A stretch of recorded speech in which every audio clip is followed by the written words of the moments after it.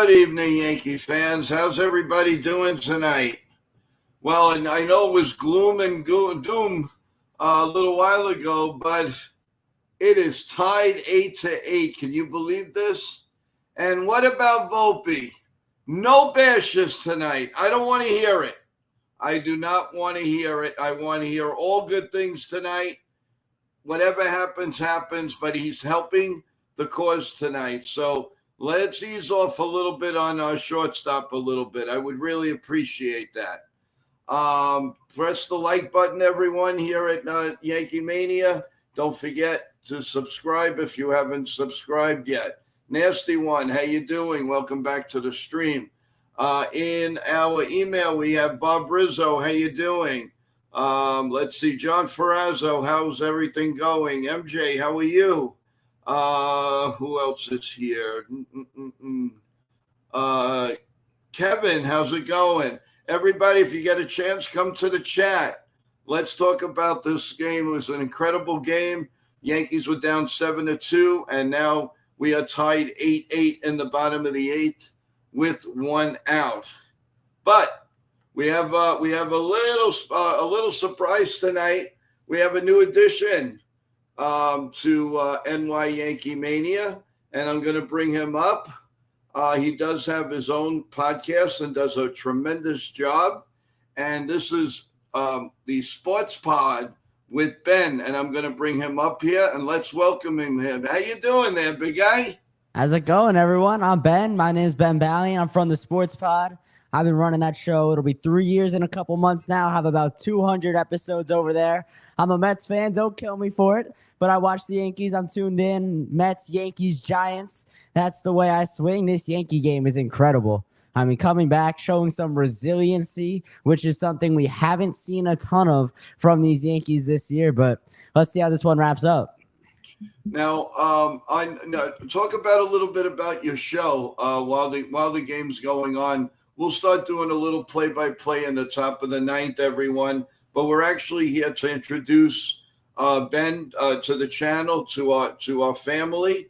So tell us a little bit about your show.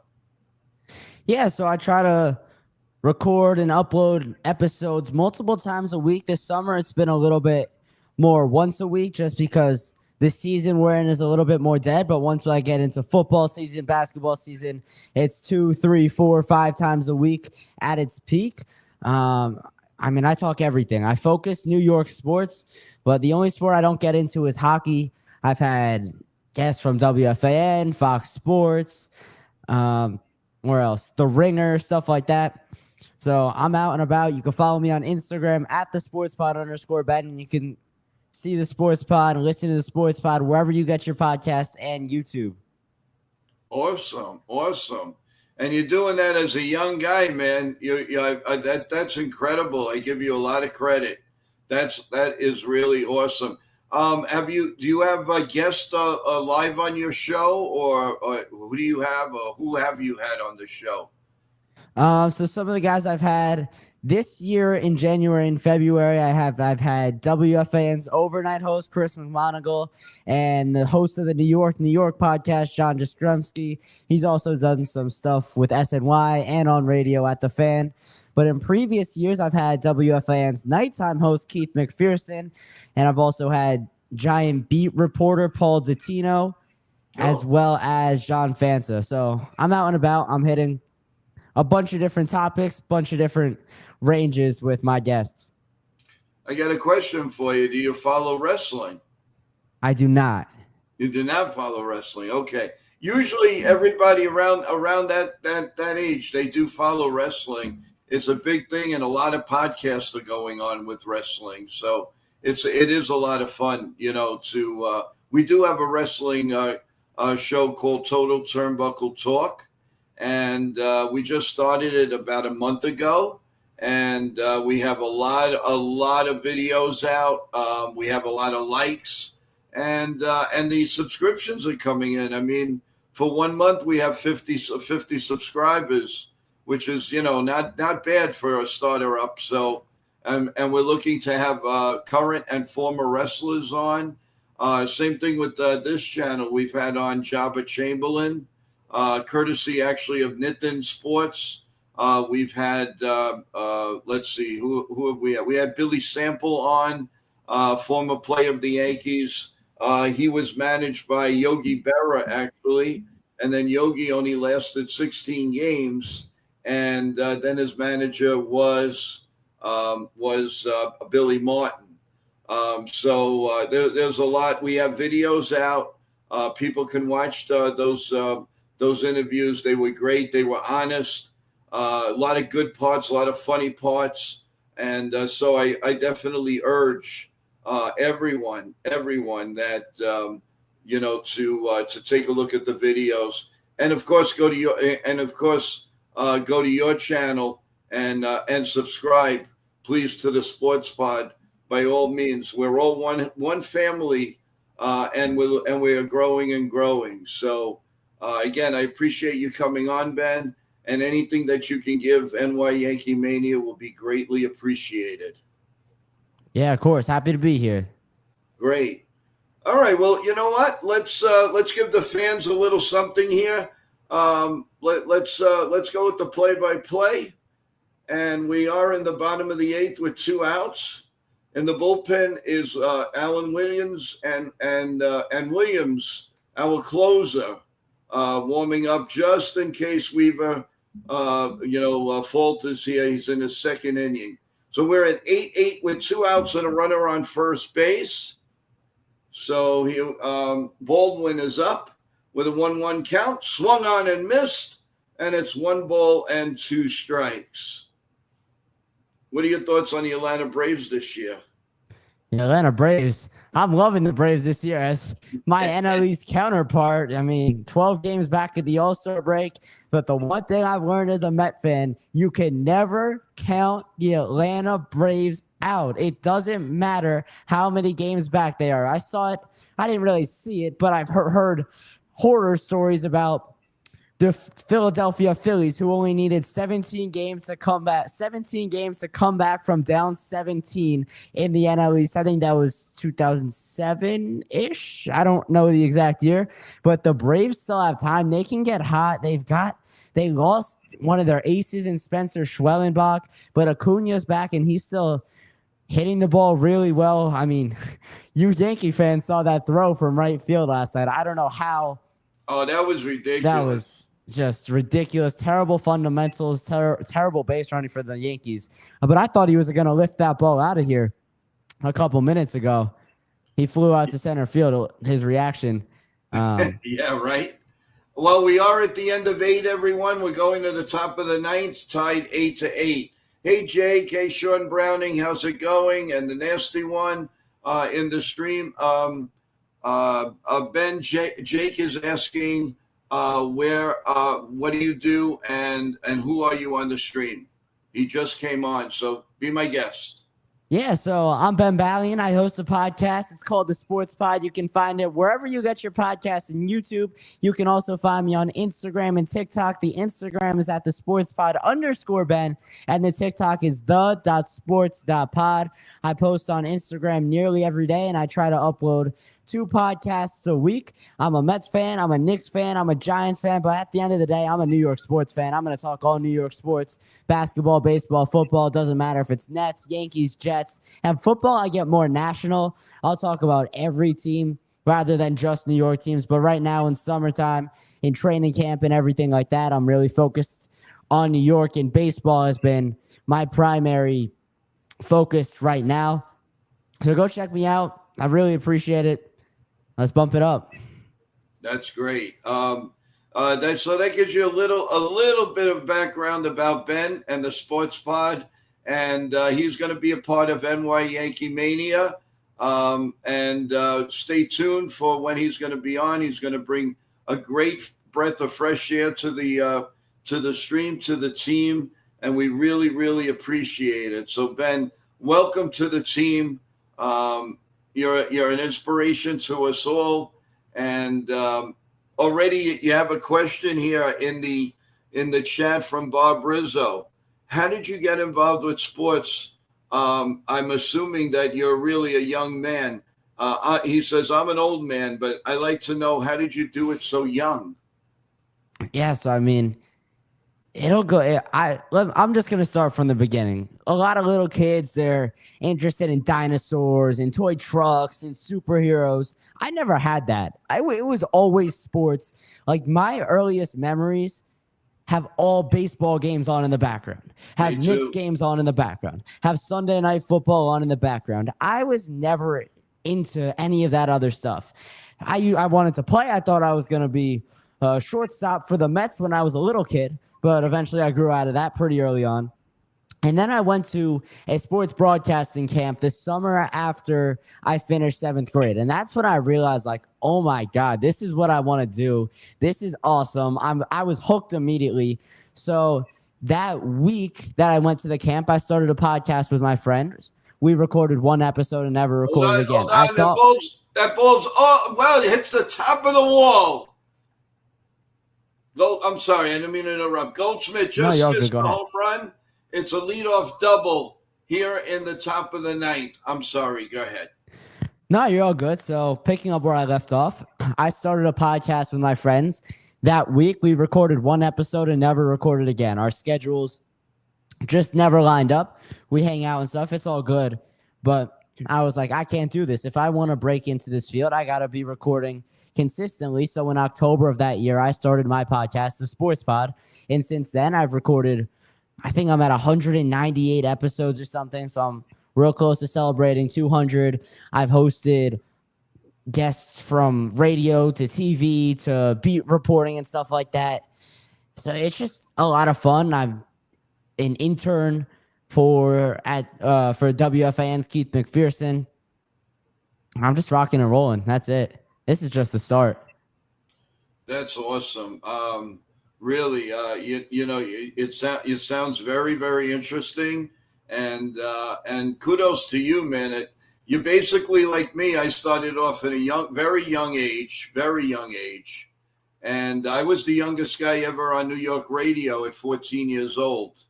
I was on 105.9 FM, and we did a Yankee show at like 12:30 at night. And it was amazing. I just absolutely loved it, and it was great. So that's how I broke in, and then I did another show. I did a little bit where the Yankees used to broadcast on WMCA radio. We did that, and we also we did a little bit for ESPN when they went to their new channel. So that was in the early 90s. So that was a lot of fun. I did a show with a lot of different sportscasters. So it was amazing. I wouldn't change a thing. My biggest interview was George Steinbrenner. Along with Dave Winfield and Tino Martinez. So we've had a lot of a lot of things going on. I want to welcome some newcomers here. First, Bump Dad, how are you? The Sports Spotlight, how's it going? And Sean Browning, how are you? So everybody new to the channel, if you be so kind to subscribe as you're coming in or out, and press the like button. We have a show every Sunday morning at 8:30. Monday through Sunday, we talk everything. We have guests, we have giveaways, we have so much to talk about, and it's a lot of fun. But mostly, it's about our family in the chat. We love our chat room, each and every one. They're all dedicated, and they are tremendous. And you're gonna find that out, Ben. They have been, they are super here on the chat. Hey, Jake, how's it going? Thanks for coming on the stream. So there's a lot that goes on here. In the afternoon, of course, we do a pregame and a postgame. Then we also do special shows. Like we have one coming up July 24th at 4 p.m. live with MJ Perdone. She is the CEO of Indra Public Relations, and she deals with sports around the world. She's had shows with Michael Jordan, Shaquille O'Neal, LeBron James, Mariano Rivera, Derek Jeter. She's been with Marv Albert. You name it, she's been with, and it is just unbelievable. So there's a lot that goes on here. So please subscribe. You'll never miss any of the notifications throughout the day. If there's a trade or there's something going on, well, we either go on live or we do a short or we write it. But it's all, and we break the lineup. Everything New York Yankees you will get on NY Yankee Mania. So as far as the game goes, everyone, it's bases loaded and 2 outs. They had bases loaded and 1 out, and Chaz hit a line drive to the third baseman. So it's up to Trent Grisham. Here comes the first pitch, and it's down low, ball 1. If you got the game there, Ben, why don't you go for it? Yeah, I'm on a little bit of a delay, so I just saw Jazz Chisholm's rocket of a line out over to third base. But as you said, Trent Grisham's coming up now. Yankees looking to break the tie 8-8 here in this 9th inning. Raisel Iglesias, the former Angel on the hill. His first pitch is down low for ball 1. Grisham on the night, 1 for 4, a double in the 5th, slashing .252 on the season. Iglesias comes set at the belt. Winds and fires towards the plate. Grisham fouls it off down the third base line. And I have a feeling I know what's coming next based on Joe's reaction there. A 1-1 count here as Grisham digs back in.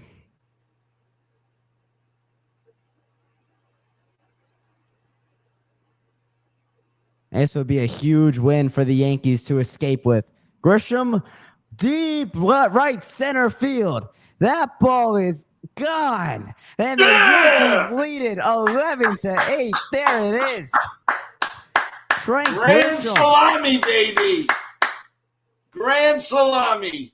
Yankees lead it 12-8.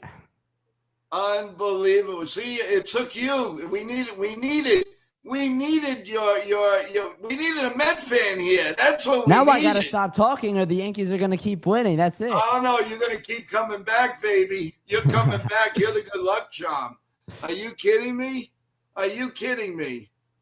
The grand salami. I love it.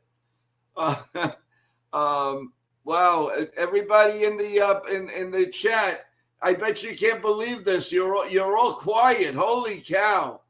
Wow, wow, wow. That was a nice shot. Volpe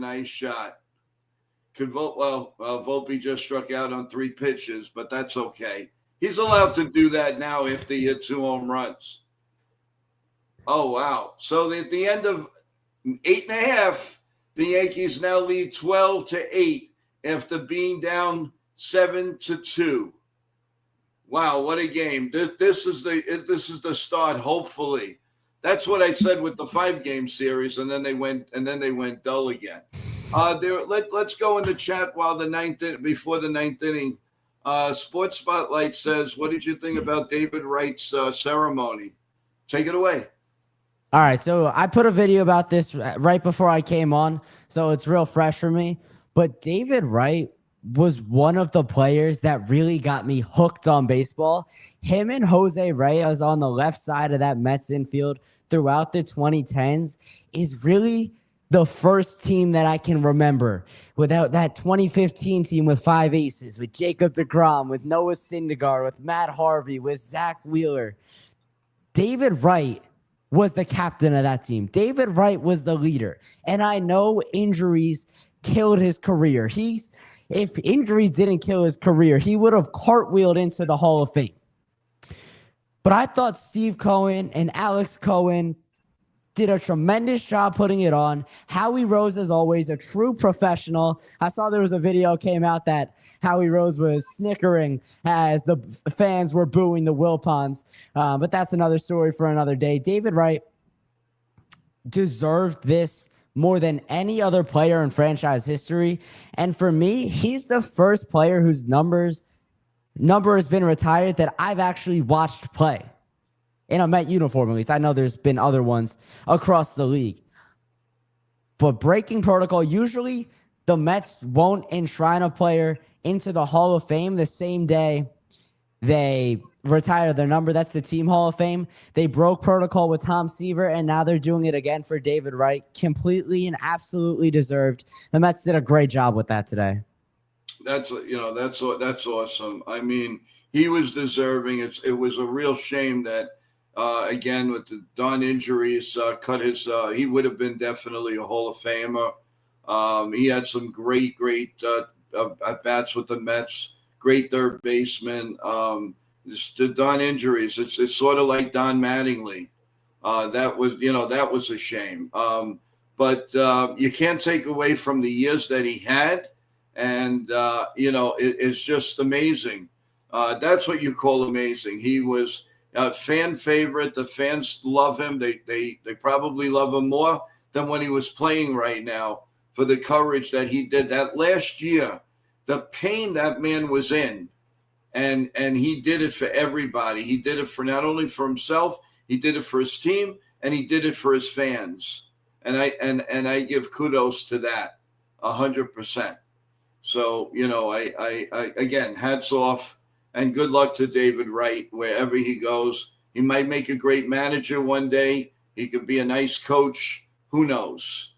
So, we'll see how that goes. But we are in the bottom of the ninth here. Sean Murphy is at the plate. Swung on and missed. And it's 2-2. And like I always like to say, how do you do?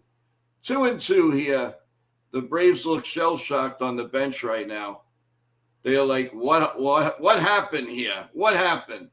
The 2-2 pitch from Williams, just a bit outside. 3 balls and 2 strikes. This would be a big lift for the Yankees, for the team. I didn't get to watch a lot of the Met game, but what took place? What happened? This is like last year, Cincinnati, and this is ball 4. Cincinnati came in and they swept the Yankees a weekend. I remember that. That was July 4th. Now they're going to the Mets, and and a sweeping. What's going on? I mean, yesterday was just terrible. That was all on Carlos Mendoza. The decision that he made to pitch Aaron Cirillo or whatever his name is, your mop-up guy in a tight game, the first game out of the All-Star break. It's just absolutely awful. And then today, I hate that loss so much because it's more than just losing the game. Like, that's David Wright's day. It just puts a bad stain on it, puts a bad smell on the day. But it's all right. It's all right. I don't know if the Phillies won today, but they're still in the hunt for the division. I mean, they were half game back entering the second half. It stayed that way coming into the day. Soto barely missed that 3-run shot today. Francisco Lindor just missed tying the game yesterday. Like, they're right there. They'll figure it out. And I'm not worried that much. Well, that's awesome. Did you have to fix something? Do you want to do what you need to do and come back to us? Yeah, I'll do that. Yeah. Okay. We'll see you in a couple of minutes. Let me know. Give me a thumbs up when you're ready to come back. All right.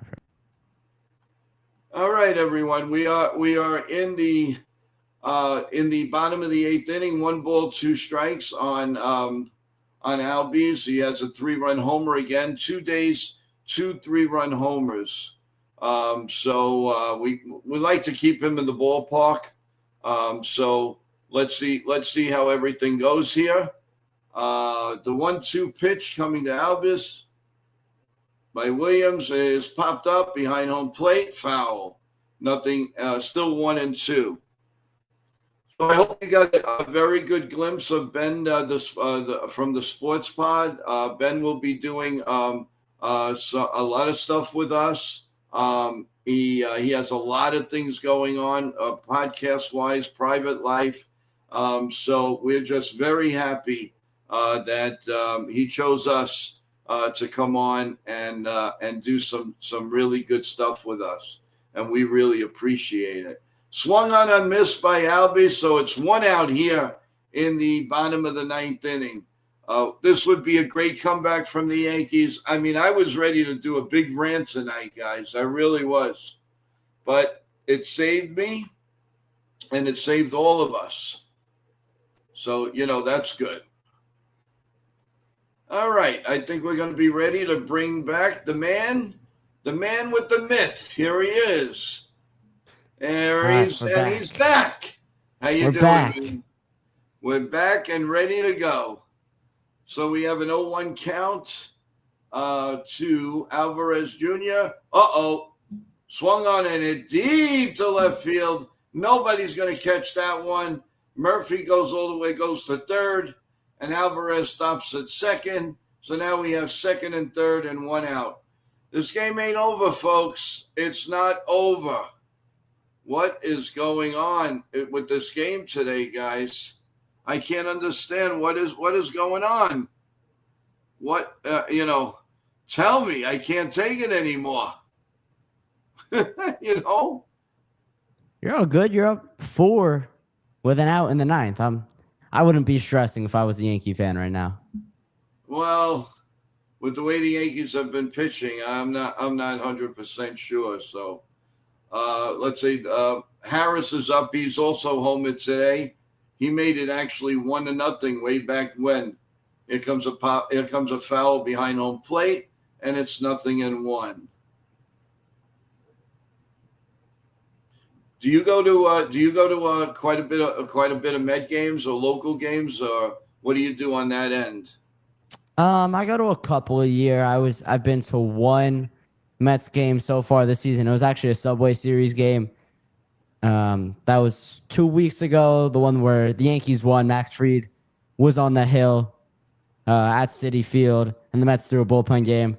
So I was upset that the Mets lost, but they took the first 2 of that series, so I couldn't be that mad. We now have 2 outs in the 9th inning, and it's now 12-9. So there's a quote by Devin Williams. He wasn't comfortable in the beginning. It took things out of my own hands, but then I started feeling everything the way it should go. So he's starting to get comfortable with the New York Yankees, and that's a good sign. That really is a good sign. He's definitely getting comfortable. I mean, he's been really, really solid over the last 2 months, I would say. I think he had a bad month and a half, April and the first half of May. And then really once Luke Weaver became the full-time closer, Devin Williams started to turn things around. It was just pitching at Yankee Stadium. And this happens to some players. We saw it with Joey Gallo a couple years back as a Yankee, where they can produce and be really, really good players elsewhere. But this New York market, the New York media, it's different. Players can't. Sometimes there are other exceptions like Jalen Brunson. If you're going to go to the basketball field, Aaron Judge can handle it. There are guys who excel when all eyes are on them. But Devin Williams, he's coming over from Milwaukee. They do not have the amount of coverage that the Yankees have, and it's not even close. The New York Yankees are probably the most covered team in Major League Baseball. The only one I would say could be more is the Los Angeles Dodgers, but that is a real adjustment for a player to make, and especially a player who struggled his first couple weeks in a new city. So now he's got it under control. I don't think he'll revert back to what he was earlier this season. Did you think that home run that he gave up to Alonso stood with him the whole winter long and carried over to the April with the Yankees? No, because he had a change of scenery. If he was still in Milwaukee and he was struggling, then yes, I think it would. But on the other side of it, I definitely think it is stuck with Pete, and he's really benefiting from it. Well, the ball game is over, everyone, and the Yankees win. The Yankees win 12-9. It was a great comeback. So no rant from me at all tonight, guys. It's all good. It's all good. It's all good. I think tonight what's happening is everybody's in shock, and everybody's just at the TV. They forgot to put their computers on. I'm telling you, they are in shock tonight. But we are here, guys. So I want to hear from you. I want you all to say hello to a new member of our staff, which is Ben from the Sports Pod, and he does a tremendous job. You have to go to his channel and definitely take a look, press a like, and subscribe to him. He does a wonderful, wonderful job. And I saw an interview he had with a few people from WFAN radio, and it looked like he was doing it all his life. And I got to hand it to you, man. I'm very, very impressed with you, and keep up the good work. I appreciate the high praise. Well, it's the truth. The truth is the truth, man. You've done an excellent job, and you remind me a little bit of myself because baseball, the Yankees were actually just in my blood. And A99, welcome back to the stream. How you doing? Well, let's not talk negative. Let's be happy the Yankees won this game. Come on, man. And what about Anthony Volpe? No bashing on Volpe tonight, guys. Let's go a half hour without that. He had a really good game, a solid game, and it's about time. Maybe this will turn everything over for the guy. I really, really hope so. Yes, 99. He did look good. Welcome to the stream, FG. How you doing? Everybody here now, start saying hello to Ben from the Sports Pod. He is a new member of NY Yankee Mania. He's going to be doing all different kinds of being on live with us, different segments, and be taking your questions. Hey, Ben, I wanted to ask you, trade deadline day, the 31st. It may be too early for your schedule, but I'm asking you now. You're more than invited to come on and spend as much time as you can, because when we start our show at 8:30, 9 o'clock in the morning, we're going to be staying with the trades. So I'm just saying, we would love to have you as much as you can if you can do anything for us. Yeah, I think we talked about it briefly, but I said I could join probably around 4 o'clock was the time I gave you. And that's really a good time, because that's when right in the thick of everything. Right, exactly. What are you looking for the Mets to do? In the trade deadline, what are you looking for? What do they need, in your opinion? Because I think the lineup is fine. What do you think they need? So I've had a list. I've talked about this ad nauseum on my show, but my top priority is a relief pitcher. Once this team gets to the postseason, you only need 3 or 4 starters. You have that in Manaea, Senga, Peterson, Holmes, in that order. But out of the bullpen, they are pitching guys like Brandon Waddell way too often. And I know he was just optioned to AAA or DFA'd earlier today, but that is unacceptable. I don't care what the score is, and Carlos Mendoza really has just this level of trust in Waddell and some of the other guys that are just lesser. Chris Stavinsky, Richard Lovelady. The Mets have trotted out some just names that you've never heard of, and they've done it very frequently. So I don't have a specific name in mind. I've talked about the guy from the Pirates. I think his name is Mitch Keller. I talked about the guy from the Rockies. He throws like sidearm. He's got a bunch of tattoos. Jake Bird might be his name. But then I'm also thinking the Orioles are going to be looking to sell. So they got Seranthony Dominguez and Andrew Kittredge, who I'd be looking to poach. But relievers are my top priority. Then a starting pitcher could be nice if the Twins would be willing to give us Joe Ryan rather. And what I would really love to happen, but I doubt it will ever happen, is to bring Jacob deGrom back. The Mets have the assets to do it. It's just so unlike David Stearns to trade for an aging pitcher who does have a no-trade clause. And then after that, I would say a center fielder, Tyrone Taylor, is just not hitting the ball well right now, and it's been over his last 65, 70 at-bats. So I would look for center field. And then if there's a perfect deal out there for you, a third baseman could be nice, but I'm kind of okay with what the Mets have for third base right now. Now, whatever happened to Siri? He's hurt. He fractured his shin. He was on the 60-day. Okay, so you don't. Is he going to come back? Is there? What's the topic on that at this point? I don't have the exact time frame, but it would be something like he's coming back a week or two before the postseason.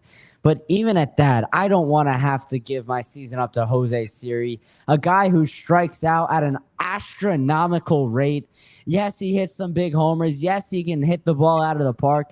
And I'll talk about this with the Yankees too. I want real hitters who are going to work counts, draw their walks, and just be on base. That's what you need out of the 7th, 8th, and 9th spots. You don't need the guy like Eugenio Suarez transitioning more to the Yankees who is going to strike out twice a game, but he'll also hit a homer.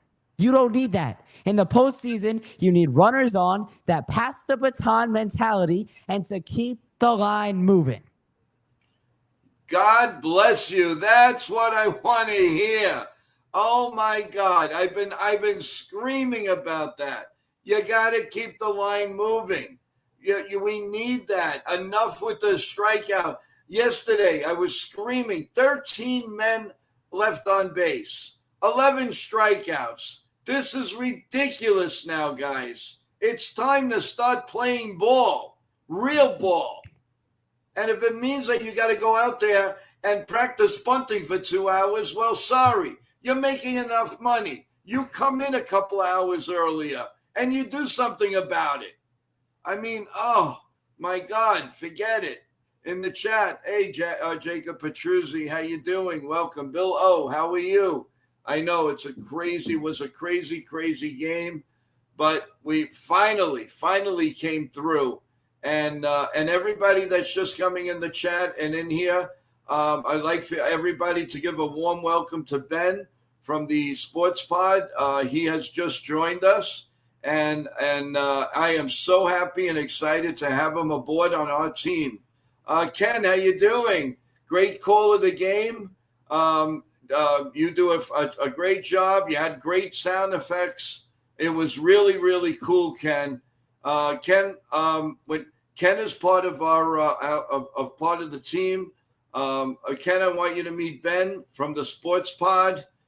He's going to be joining us, and everyone. He gave us luck the minute he came on. We hit the grand slam. So now a little drawback. He is a Met fan, but you know what? It doesn't matter. His opinions are great. They're right on tap. And he's very fair. So everyone, kudos to this man right here. And Ken says, Ben, good to see you, Ben. Yeah, I just saw that. Good to meet you. Good to see you as well.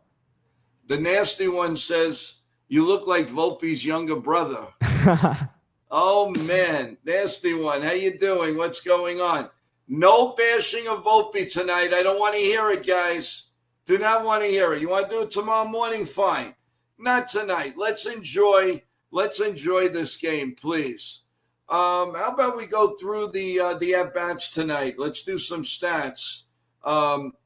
Goldschmidt, 5 at-bats, 2 hits, 2 Ks. Bellinger, 5 at-bats, 2 runs, 2 hits, an RBI, and a home run. Judge, 4 at-bats, 2 runs, 1 hit, 1 K. Chisholm, 5 at-bats, 1 run, 1 hit, 1 RBI. Grissom with the big grand slam, 5 at-bats, 2 runs, 2 hits, 5 RBIs, and of course the grand slam. Anthony Volpe, when was the last time we heard this with these stats? 4 at-bats, 2 runs, 2 hits, 4 RBIs, 2 home runs, and a K. All right, we'll close an eye for that. Wells, 4 at-bats and an RBI, a ground out. Peraza, 2 at-bats, nothing. Vivas, 1 at-bat, he didn't get up. He came in for defense. Ben Rice struck out his only time up. They had only 5 strikeouts tonight, Ben. 5 strikeouts. Big improvement from last night. So 37 at-bats, 11 hits, 12 RBIs, 4 home runs, and only 5 Ks. Will Warren, he struggled. 3 2/3 innings, 5 hits, 5 runs, 5 RBIs, 5 Ks, 3 walks. Not a good line. Tim Hill, 1 inning, 1 run, 1 earned, 1 K, 1 walk. Scott Ifros, 2 hits, 1 run, 1 earned. Loizaga, not looking good at all. His ball is straight. Very, very worried about Loizaga. 1 1/3 innings, 2 hits, 1 run, 1 earned, 2 walks. Weaver looked good. 1 2/3 innings, 2 strikeouts, and a walk. And Williams finished it out. 1 hit, 1 run, 1 earned, 2 Ks.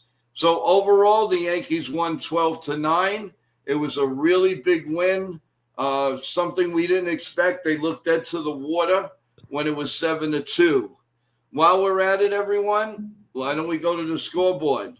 The latest on the scoreboard, the Rockies 8 and the Twins 5 in the top of the 8th. The Milwaukee Brewers keep hot. They're winning right now 5-4, top of the 6th. The Mariners lead the Houston Astros 4-1, bottom 3. And finals, you have the Giants, the Blue Jays 6 and the Giants 3. The Marlins are hot, 3-1 over the Royals. Cincinnati beat the Mets 5-2. The Philadelphia Phillies beat the Angels 9-5. The White Sox 10, the Pirates 4. The Nationals beat the Padres 4-2. The Rays squeaked by the Orioles 4-3. Texas defeated the Tigers, and the Tigers are reeling 4-1. The Athletics beat the Guardians 8-2. The Arizona Diamondbacks really took it to the Cardinals 10-1, and the Cubs shut out the Red Sox 6-0. But I thought that the Reds. Oh no! I watched the beginning of the game, Ben, and I thought they scored a run, but no, it was a foul ball, and then I changed it back to the Yankees, and so the Red Sox got shut out. This is such a big win. We finally, you can breathe a little bit in the wild card because now it's like 2.5 for the first wild card, and we're still 3 games in the loss column with the Toronto Blue Jays. But the good news, Ben, is the Yankees go play Toronto, and I think it's going to be with Rodon and with Fried. It's going to be redemption time. What do you think? Is that good news? I mean, what's the outcome going to be? Because that could be real bad news, like it was just a couple of weeks ago when they dropped 4 straight against those Toronto Blue Jays.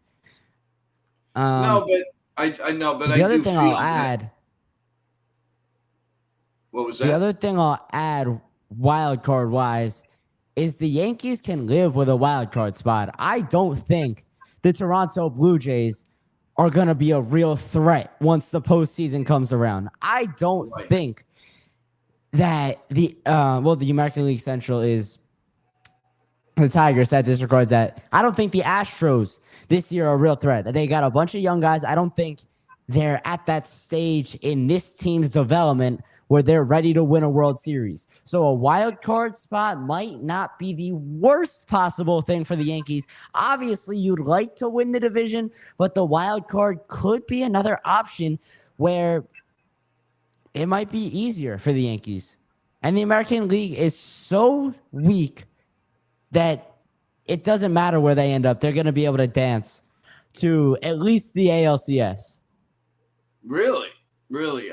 What don't you like about Toronto? I mean, they have good starting pitching, and their hitters, once they get going. Who do they have? They got Kevin Gausman, my guy Chris Bassett, former Met. Who else do they have? I mean, well, listen. I mean, we could go over it, but the bottom line is they still a squad. I mean, they can hit. And they're very good in Toronto. So, I don't know. I mean, I kind of hope that you're right, but I don't see it. Do you think the Mets have a harder road to first place than the Yankees do? Oh, 100%. I don't think it's even a question that the Phillies are a better team than the Blue Jays, number one. And then if you're talking about on a bigger picture, postseason wise, the Mets' route to the NLCS and hopefully the World Series is going to be miles harder than the Yankees, just because how much more competitive the National League is than the American League. You got the Dodgers. I mean, you got the Cubs. You got the Phillies. Like I said, you can never count the Braves out. They're not really on my radar yet, but give it a couple weeks and we'll see where we're at. I'm just looking at the standings right now. Obviously, the Dodgers are going to be good. The Padres are still pretty solid with Manny Machado and Fernando Tatis. There are just so many more talented and able teams in the National League than the American League. If I'm looking at who was contenders in the league this year, I would say the Yankees and the Tigers out of the AL. I don't really think anybody else is. But then if I look to the National League, I could say the Mets, the Dodgers, the Cubs, and the Phillies. I think that's completely fair to say. Well, let me ask you something about the Phillies. You're a National League guy, and I've been talking to a lot of American League guys. I don't know if you see the same thing I do, but try to convince me after the first 5, maybe 6 batters in the Phillies lineup, to me, they are weak. And I just see that they are beatable. And I don't understand. They have an aging catcher, by the way, who's starting, and Remuto, and JT Remuto. So where is it that they're so great? I don't. They have a few good starting pitchers. They don't really have a great relief corps. And after you get rid of the first 6 batters, the Phillies are beatable, in my opinion. Yeah, but if you have a good top 6, that is plenty once you get to the postseason. I get turning over the lineup is a huge thing, but if you can have 6 guys that are getting on base consistently, you have 6 guys that are hitting the ball out of the park, you're going to be fine. Those last 3 guys, yeah, it would be nice to get some production out of them, but also we have the trade deadline coming up in 11 days, so they can make a move to add 1 hitter. They need probably 2 relievers, but they're starting pitching with Ranger Suarez, with Christopher Sanchez, with Aaron Nola, with Zach Wheeler. They are solid. They just need a pair of relievers and a bat to really put that team over the edge. Wow. I wasn't thinking that way because, like I said, a lot of times when I see Philly games, you go to the bottom of the lineup, and it's weak. I mean, I'm just like, they're counting on Castellanos. He's getting a little up there. Bowen, and that's a guy who can get hot too, Castellanos. Yeah, he has been. I gotta say, but you got to admit they do have an aging catcher. And he's showing his age. He's not playing that well. Hasn't for the last 2 years. What's your opinion on that? Do you hear me? You repeat what you said. Oh, I was saying with in regards to Realmuto, are you on the same page with me, stating that he is getting older and he's aging in front of our eyes? Yeah, he's definitely getting older, but just looking at his stats for this, he is 326. He's got an OPS of 712. He's got 32 ribbies. 5 bombs is a little bit light for him, but he's a catcher. He's very solid defensively. And I think more than anything, being a veteran as a catcher can be more impactful than any other position, because a catcher is a guy who's setting the tone defensively. You don't have another position besides the pitcher, but that's a little bit different, who sets the tone defensively. The catcher's calling the pitches. The catcher is calling plays. So if you do have a guy, maybe he's not what he once was, but that wisdom that he's gained throughout his career can play a huge role in the Phillies' success. Awesome, and that's a great intake, and I like having a national leaguer here to get us up to date, because if the Yankees do move on to the World Series, which is going to be very, very hard the way they are right now. At least we have a good insight on what we have to look forward to. Let me ask you something. Yankees go play the Phillies. Who do you root for? I hope they both lose.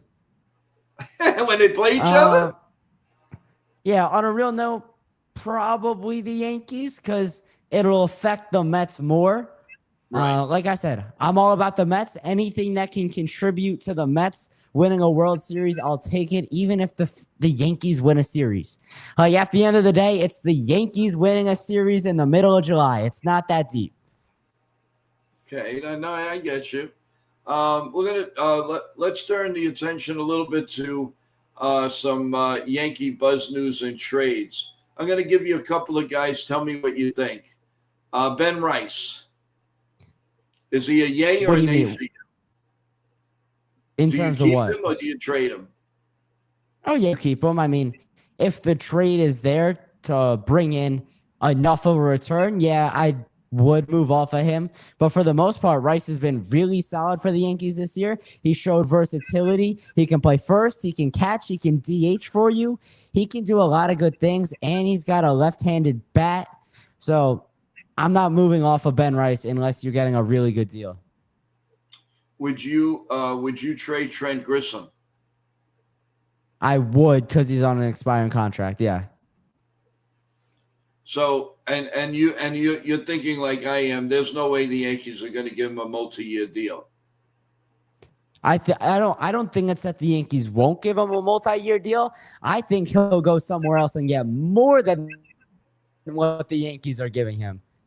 Yes. Your observation on Jason Dominguez? He's too young to move off of. I mean, this is really his first year where he's stayed healthy and he's hit consistently. I wouldn't move off of him yet. And if you're going to move off of an outfielder, I would say you're either moving off of Grisham or Bellinger. You have those four guys. You can really only move off of one of them. And Grisham is the first choice, but I don't know what kind of return he's going to net. So Bellinger, maybe. I don't know. Does he have a player option after the season? Yes. Yeah, so he could be gone next year also. No, actually, I think the Yankees have the player option. I think it's a. Oh, it's a club option. Okay. Yeah, I believe so. Yes. Okay. I don't think Bellinger's going anywhere. All right. Well, we have Anthony Volpe supposedly in the chat, and he says, "Hey Joe, I hit home runs, and you forgot about your chatter questions." What am I going to say? We're being really good to Anthony Volpe tonight. I don't want to hear any negative. I'm tired of the negative. You had a great game. And kudos. If it's you or it's not you, I tip my hat to you. You had a great game. He might have saved his Yankee pride to the fans because he was down in the dumps, man. He wasn't hitting anything. He was behind the fastballs. He was not guessing on anything right. But tonight, it's no bashing Anthony Volpe. Let's see now the nasty one. Let's bring it up. Okay, I would like Ben to answer my question about prom.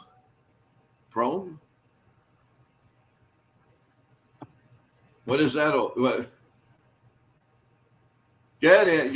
It's all yours. If you scroll back up in the chat, someone asked if I would rather watch a Met game or go to prom. Oh, I'm sorry. Okay, go ahead. Well, what is it? Well, prom is in the spring, so it's a couple minutes ago. Okay. Someone asked, Ben, would you rather watch a Mets game or go to prom? Considering that prom is in the spring and baseball isn't that important in the spring, I would say prom probably. Nasty one, you are too much. There's your question right there.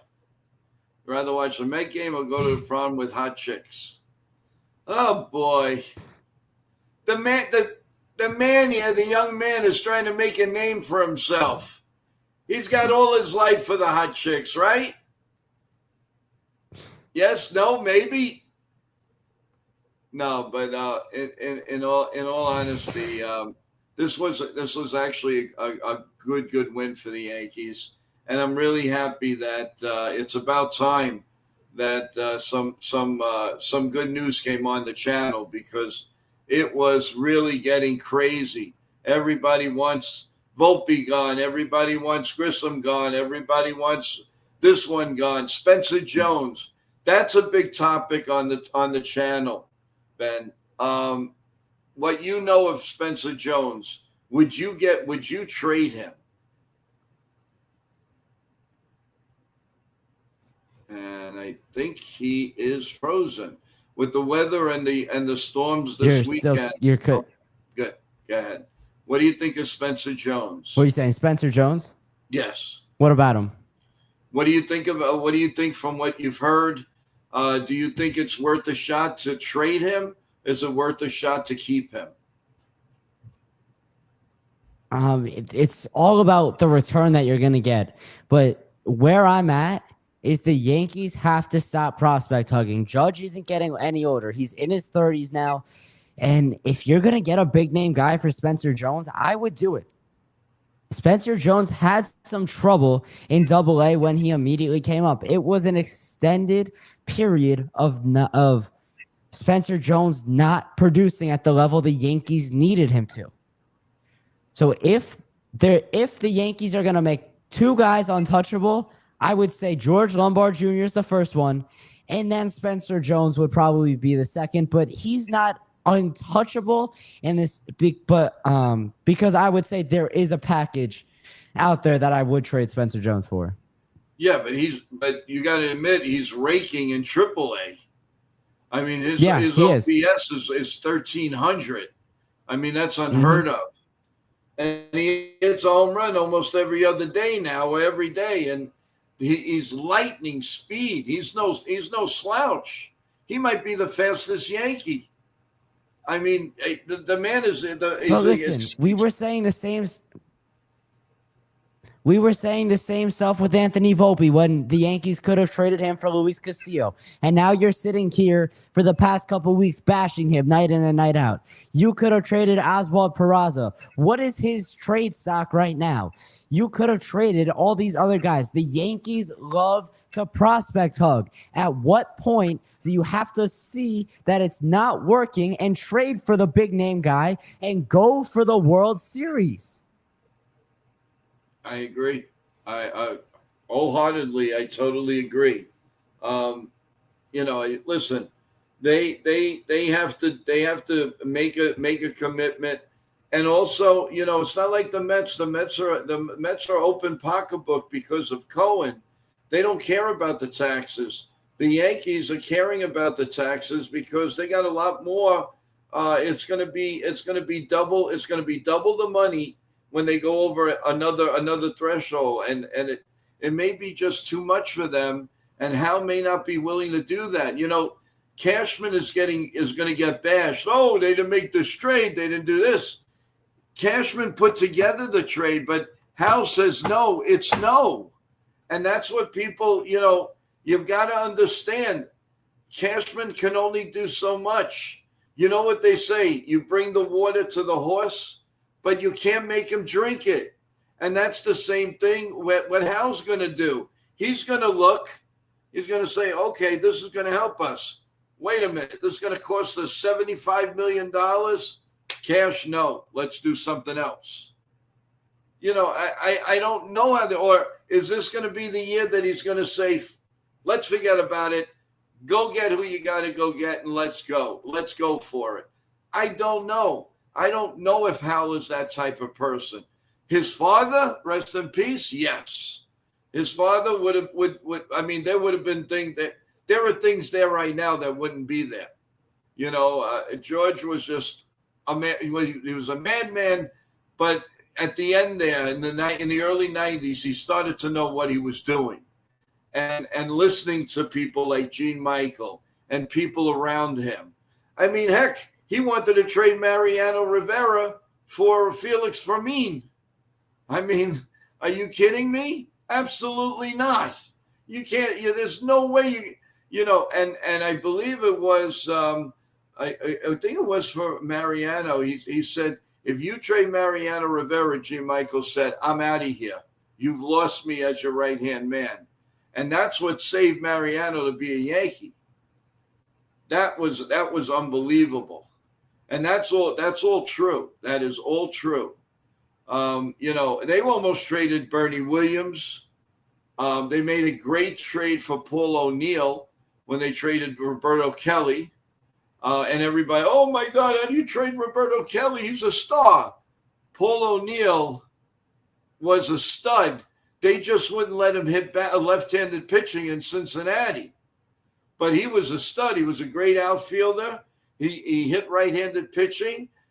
I mean, what do you want? He faced I think 20 at-bats, and he had like 3-4 hits, and they automatically assumed he couldn't hit lefties, which was great for us.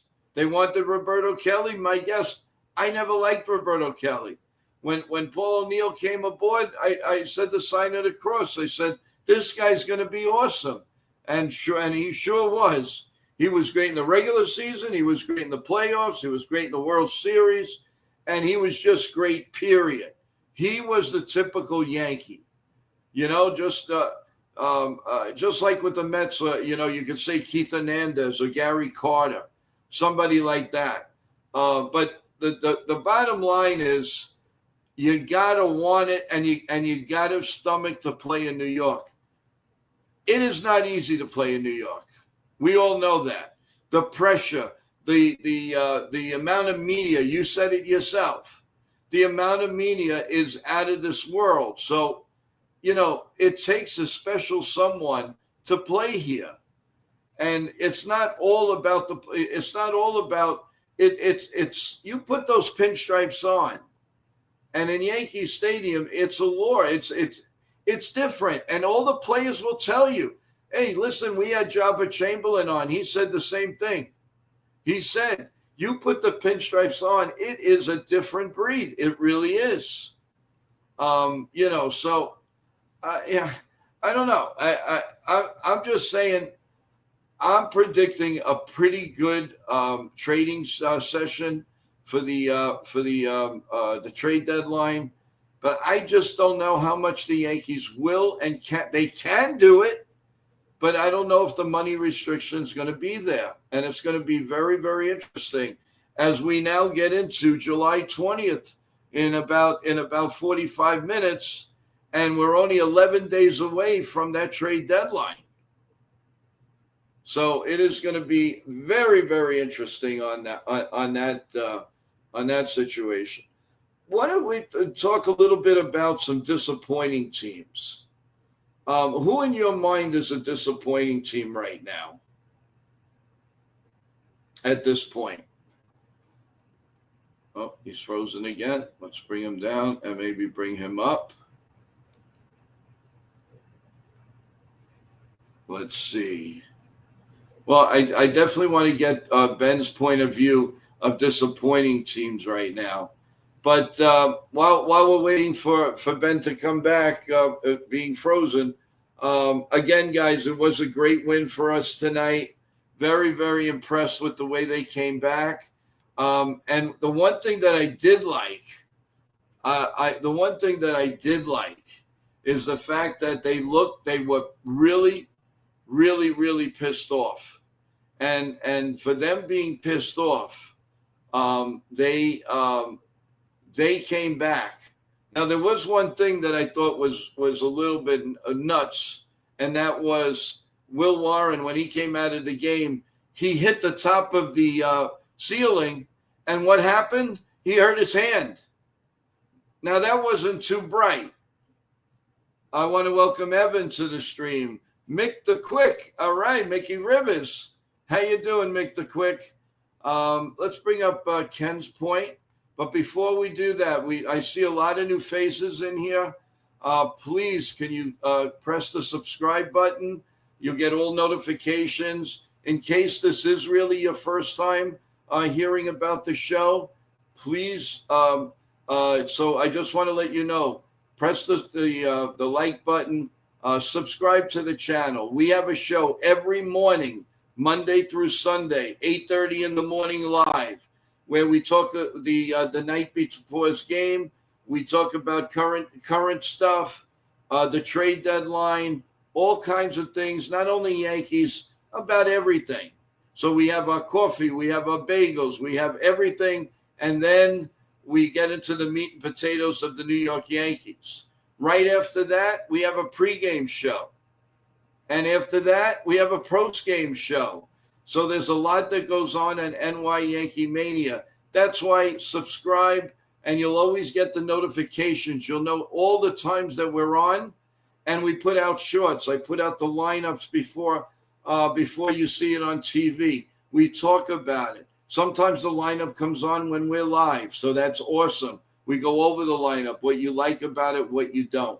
So I just wanted to fill everybody in on what we do here on NY Yankee Mania. So Ken says, let's go back to this. I am tired of hearing about George. He was 19 years without a World Series appearance. He wanted to trade Bernie, Jeter, Posada, and Mo. He canceled bringing Vlad in for Sheffield. Okay, no, I understand the way you feel, Ken. Totally understand it. But he did do some really good things, and he did open up his checkbook. He didn't have to do that. He could have just pocketed the money himself, but he wasn't. And what else did he do? He brought us the Yes Network. He brought us a brand new stadium. He brought stability. He brought a lot of things into the Yankee fold. Plus, he kept Joe Torre, right, ironically, for a long time. So there is good, there's bad, but there's a lot of good. There's a lot of things the guy did behind the scenes that a lot of people don't know about it. Mick the Quick says, Joe, doing good things. Thanks a lot. Oh, you're welcome, Mick the Quick. I'm glad that you're here. Hey, Vaughn, welcome back to the stream. Mattingly belongs in the Hall of Fame. Yes, he does. It's just too bad. If they would have won one championship, if he could have held out to 96, I guarantee you that he would have been very well considered for the Hall of Fame, without any doubt.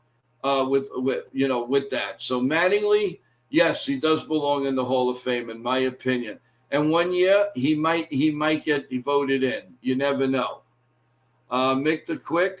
We're going to bring Ben back in a minute. Like to see Cashman add bullpen help at the deadline if he can. I know it takes two teams to make a trade. In other words, two teams to tango, and that's the situation. Let's see if everything is straightened out. How you doing? Are you back, Ben?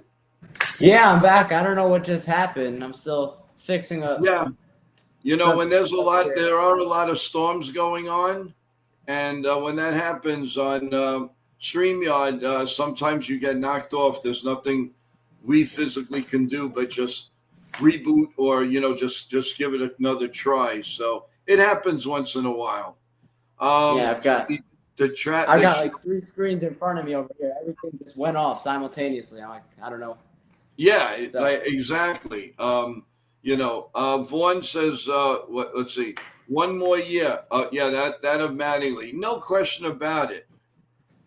Make the Quick again. Graham trade value right now is at an all-time high.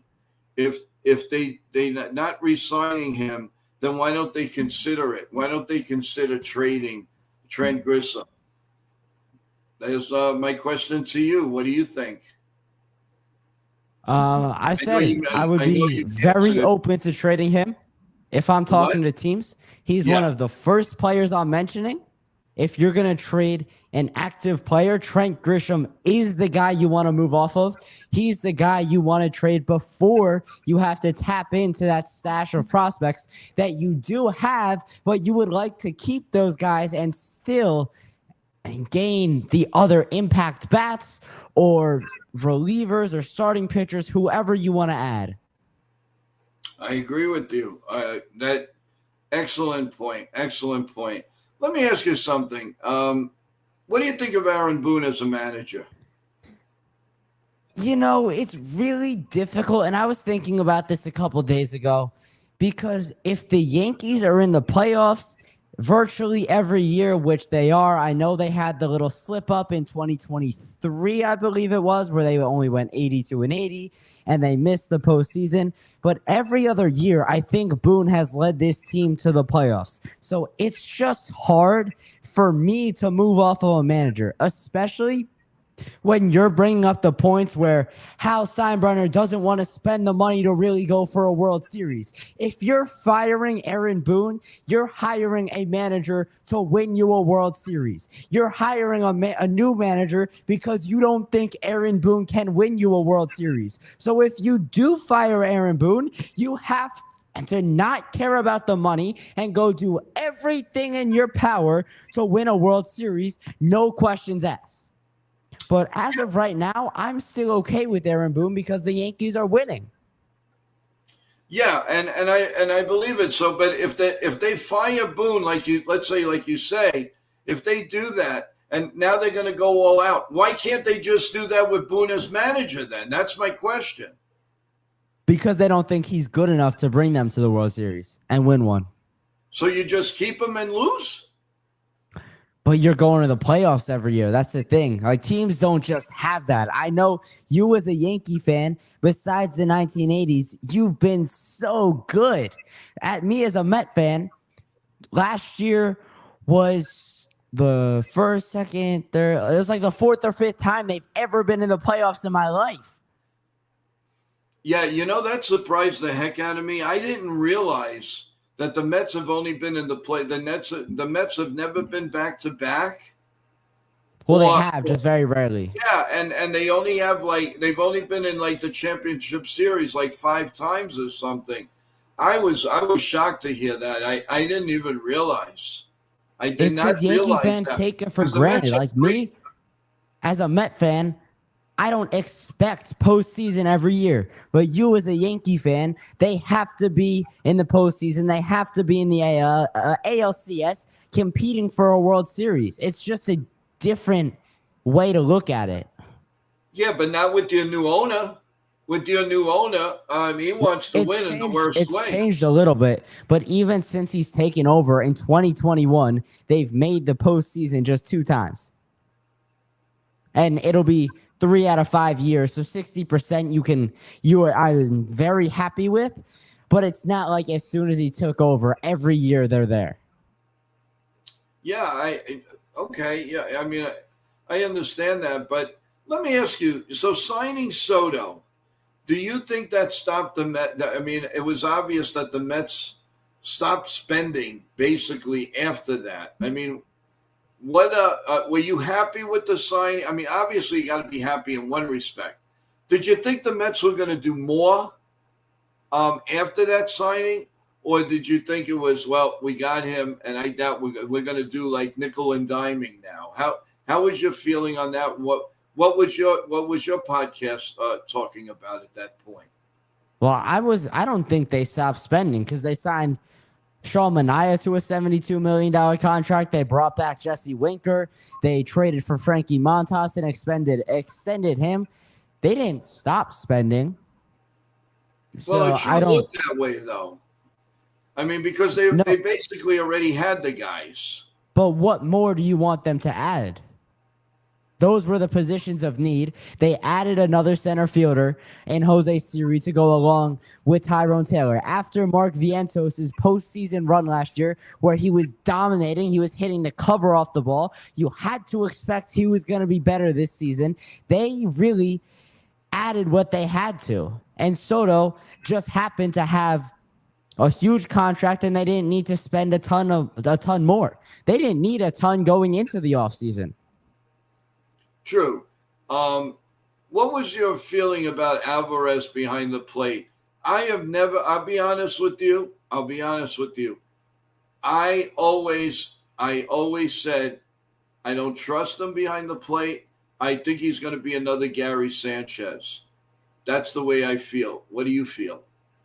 I mean, he got demoted because he wasn't playing well enough. He wasn't hitting the ball. That's what Francisco Alvarez has to do. He's not the greatest defensive catcher. He's certainly serviceable. But if he's not tearing the cover off the baseball and he wasn't hitting it all, he's not good enough to play in the bigs. I am a huge proponent of Francisco Alvarez. I have his jersey, which in 10 years might be one of those niche jersey finds. But I thought he was going to be the real deal. What I saw from him in the minors, I thought that Alvarez was going to be the real deal and Mark Vientos was going to be the real deal. Those were the two guys out of that class that I thought were going to be real major league players. And it seems like I might have missed on both of them. But right now, he's not even hitting that well in AAA. I mean, he is hitting 270, just around that. But if you want to be a big league player and you're in the minors hitting 273, you got to be hitting up around 320. Okay. Next question. Do you see Pete Alonso on this team next year? 100%. Absolutely. You do? I think Steve Cohen is going to realize what Alonso means to this franchise. And it was going to be hard to pay him after the season he had last year. It was going to be hard to give him that 5-year, $200 million contract that he was looking for. But this year, after he was a clear choice for the All-Star game, after he's leading this team, he's been one of the best hitters. He was the best hitter for the first 2 months. It's hard for me to see him anywhere else. What kind of a contract would you see that would be sufficient for him? 5 years, $170 million off the top of my head. I think that's probably around what he's going to get. Do you think the GM will go for that after seeing what he did this year? Yeah, because I know they do have 1 or 2 first base prospects in the minor leagues, but Stearns will absolutely give him that contract after the season that he's having, and especially if he continues it into the postseason. Like, that's what we don't know. If he hits well in the postseason like he did last year, that just adds another element of like, oh, we got to bring this guy back. He's a postseason player. These are really the first 2 glimpses that he's had into the postseason in his career. So the Mets have nothing to base that off of, and if he can play really well for last year he did, and this year if he can, that's huge for the Mets and huge for him and Scott Boras in locking up that big contract. So are you looking for you are looking for at least one pitcher and one relief corps, is that correct? A reliever is the top priority, but a starter would be nice. It's not something you absolutely need to go get, but yeah, it'd be good. I love your input. I mean, it's spot on. It really is spot on. And a couple other things as we go to an hour and 20 minutes on the stream.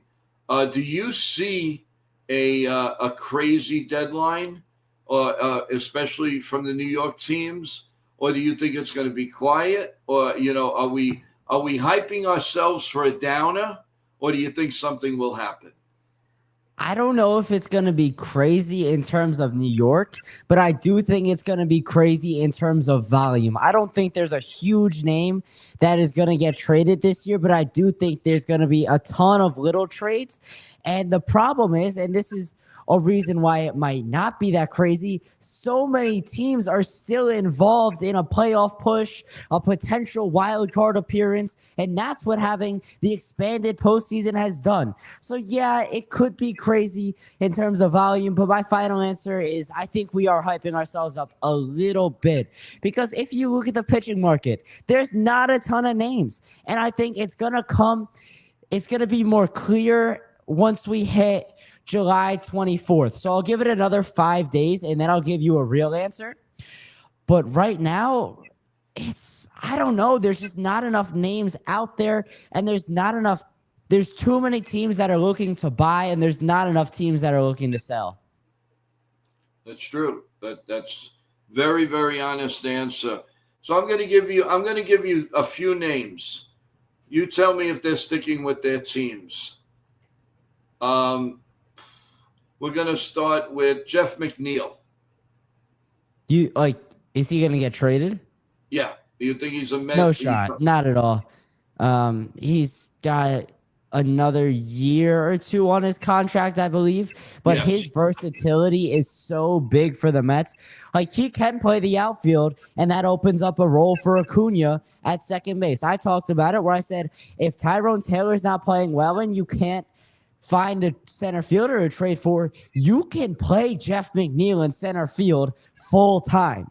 Like that, it seems crazy to say, but he's played a fair amount of center field this season. So there's no way the Mets move off of him. Okay.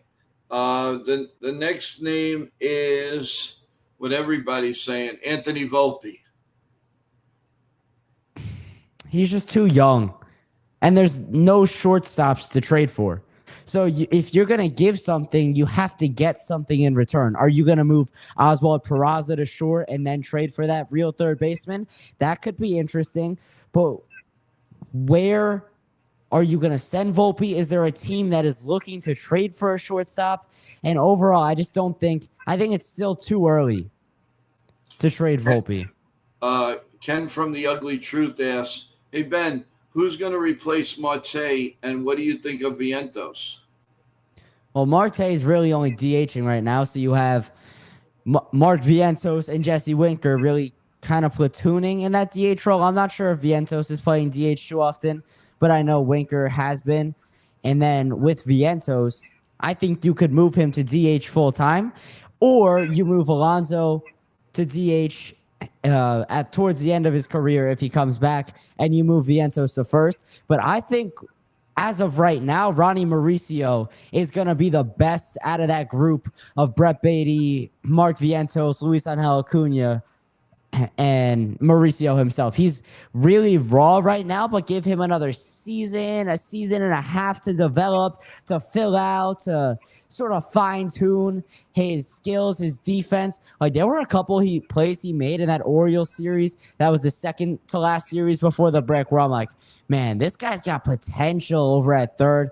And I know he's not hitting right now, but that's another thing he can straighten out, and that's something is really why the Mets brought him up. There's a saying I've heard one time: hitting gets you to the majors, your defense will keep you in the majors. So if he's not the greatest offensive player, but he is a Gold Glove third baseman, he'll be the Mark Vientos replacement. The other option is Brett Beatty, who has shown flashes this year and throughout his career. I just think it's getting late for Brett. He's had a bunch of chances, and he hasn't delivered. That's the end-all be-all. Okay, nasty one. Volpe has 12 homers and 53 RBIs. A lot of shortstops are nowhere close to that. But on the other hand, he's left how many guys on base? Probably over 160. So, but that was my argument, nasty one. I was saying, where are you getting a shortstop with at least 50 RBIs? And we're just in the middle of, we're not even in the middle of, well, we are in the middle of July. Where do you find that? That's why you don't trade him. Whit Jr., a couple of people like that. But a lot of teams would say, wow, 53 RBIs out of my shortstop, where do I sign up? Could you imagine if he was batting 250, 260? I mean, he'd be a complete player. His defense has also been a problem. Yeah, and he has bad decisions on not holding the ball at the right time. I don't think he's going to. I mean, I know for sure. I don't believe he's going to get traded. The one guy I think is going to get traded is Ben Rice, even though he has that Yankee Stadium swing and all. I mean, listen, you got to trade somebody to get somebody. And the Yankees. That's why you have prospects, though. Wouldn't you be willing to give up a Chase Hampton? I mean, I didn't get your take on Spencer Jones, but you do have guys. You have an infield prospect, I think, in the lower levels. Arias, they have Arias. Yeah. They do have some guys. But I don't know. The Yankees might be gun shy, or because of the cash implications, they may hold back. that I think is the problem. Evans says Volpe just needs a better batting average. Yeah, I mean, we'd all sign up if he became a 255 hitter. That's all he's got to do. But he's nowhere near that. He's what? He started the day 212, 211, so now he might be 214 for hitting 2 home runs. I mean, really, how do you go about it? I mean, do they trade him? No, I don't believe so. I think Peraza's got to go, no question in my mind. And they're waiting. What are they waiting for? What are they waiting for? For more trouble? He doesn't do much. He can't meet up with the fastball. He can't. I mean, it's crazy. I mean, at one time, Ben, Yankees had a bench. They couldn't hit themselves out of a barn. I mean, and that's one thing with the Mets. The Mets have a decent bench. They'll pull out hitters. The Yankees, they were only going to pull out the player that doesn't play, Grissom or Bellinger or Dominguez. But the Mets have, when you don't play him, you have McNeil. That's one. You would have Vientos. You would have, you have Torrance on the bench. These guys can hit. And that's why I was embarrassed with the Yankee bench. That bench was made of a former, and I'm not making fun of Uber, a former Uber driver. The other ones are nickel and dimers that were in the minors, and now they're hitting, and now they look good. Spencer Jones, in my opinion, is off limits. Period. Basta, as we say in Italian. That's enough. No way. That's the way I feel. But if Hal turns around and say, okay, go ahead, spend $40 million. We'll deal with it later. But you better you better try to win. You better try to win. But what situation are you going to be spending $40 million by just trading Spencer Jones? Like, that's a crazy hypothetical that I don't think has any chance of coming to reality, at least this trade deadline. If you trade Spencer Jones, you got to get at least a high-end reliever. And I guarantee you they're making $15 million. So that's only one guy. And what about the third baseman? If you get a Suarez, what is he making for the 1 year? But you're giving up a different prospect in that deal. We're talking solely about Spencer Jones. What is Spencer Jones going to cost you? And if it is $15 million, you're probably going to have to pair him with someone else anyway. You're going to have to pair him with a major league guy. You can't really, I guess it works more in baseball than any other sport, but you can give up some guy who's making a couple $1 million. He's not going to cost you $40 million. That's just egregious. Yeah, I think it's a remove. I mean, unless we're over, just overzealous with this, I just don't see the man being traded. Mick the Quick says Volpe batted sixth, a ton behind some big hitters, sluggers, a 399 OPS, 688 average, 212. If his fielding was good, I would say fine. But he makes a ton of mistakes at shortstop. He's still learning, though. His saving grace is New York. In New York, we don't have anybody else. That's his saving grace. Well, I say his play is going to improve, man. It's going to improve to the point that these discussions on trading Volpe may not be around too much longer. Ken says Hamilton is on the shelf for a year after going through Tommy John. Rice has some good offensive stats, but he has no position that is hesitant at any position. Jod to get the field, to get on the field. So what I'll say to that is that how much longer is Paul Goldschmidt going to be in town for? Because first base is definitely his opening. I know it's not available at this moment, but a year or two down the line, that's where he's going to slot in. Okay. Let's see. Hamilton is on the shelf for a year after going through Tommy. Rice has some good offense. but there's no position. So what do? He hits the ball probably harder than anybody on the team, and he has no position. It's amazing. It really is amazing. If you hit, they'll find somewhere for you. That's what I believe. Yeah, no, I believe that too. Evans says Rice shouldn't be traded. He doesn't play enough. Okay. There are 5 shortstops with more RBIs. Bichette, B6, but missed a ton. He's missed a ton of time. Yes. Well, you're going Bichette, you're going Witt. Of course they're going to have more RBIs or, around there. But, 53 is no chicken feed on June 20th. If you turn around, he's going to at least get 85 RBIs. I'd welcome that, but I don't welcome the batting. 212, 202, 208. He needs, if he puts that steadiness in there, 250, and I'll be happy. Happy. Make the Crick says, I trade Grissom because he's having a career year. Sell high. Would you do that? Would you sell him high? 100%. I think I've said it a couple of times. Right. The Yankees are not going to re-sign him because he's going to get a big contract from someone else. Trade him now. Buy low, sell high. That's what they did. You're right. So, hey, listen.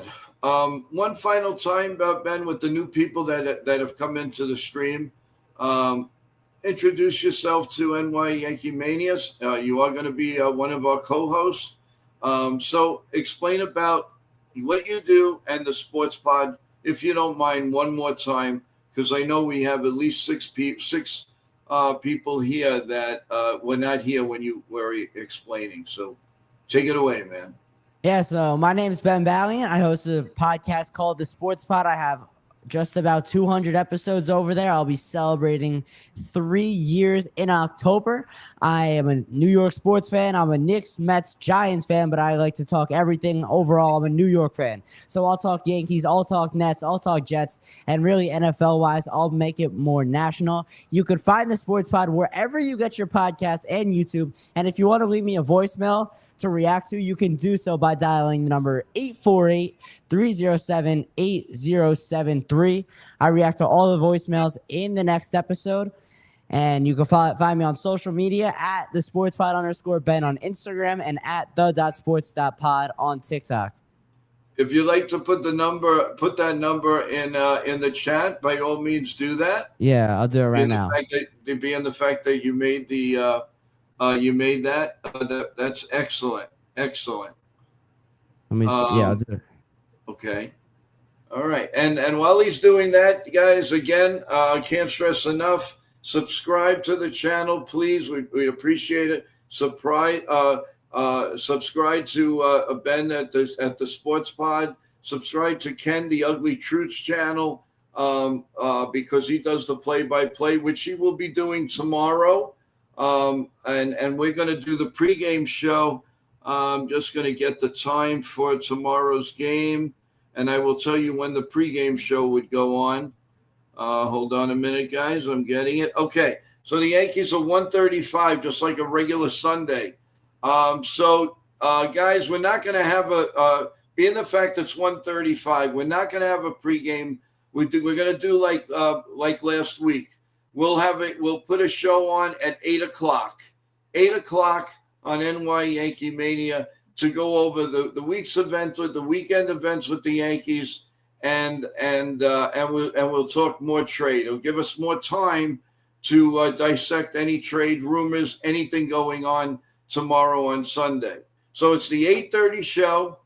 Then you go to Ken, the Ugly Truths at 1:30. Listen to the game and all that, and then come back here, have a great Sunday with dinner, with your family, go to the movies, maybe go see Superman, and then come back at 8:00 and come back to NY Yankee Mania. In the meantime, any news that comes out, anybody that's added to the team, our lineup, all that, you will see here on NY Yankee Mania. So, Ben, how do you feel your first day is? with us. I am ecstatic. I am very happy that you decided to join us, and I'm looking forward to a really good relationship with you over here. I can't thank you enough. But your final thoughts and everything about what you experienced tonight. It was a lot of fun. Besides some technical issues, I think we had a really good show. I think we talked before the show, and I'll be back on Monday. But good experience, good first go around. Great. No, I appreciate it. And I hope you have a great Sunday, you and your family, and definitely enjoy. So, well, we're going to start wrapping it up, everyone. Again, we will see you tomorrow morning with coffee, bagels, omelets, French toast, pancakes. You know the score. You know the name of the program. We will see you at 8:30 in the morning. Thank you so much for hopping on tonight. I know it was a little bit later than usual, but I do appreciate everybody that came on. And it's funny, a lot more hopping on right now, but we got to get some rest because we have another show to do and a long day tomorrow. Let's go Yankees. And like I always say, everyone, please, by all means, I love each and every one of you. God bless you all. God bless America. And God bless the New York Yankees and all of us combined. Good night, everyone, and take care. See you in the morning. Good night.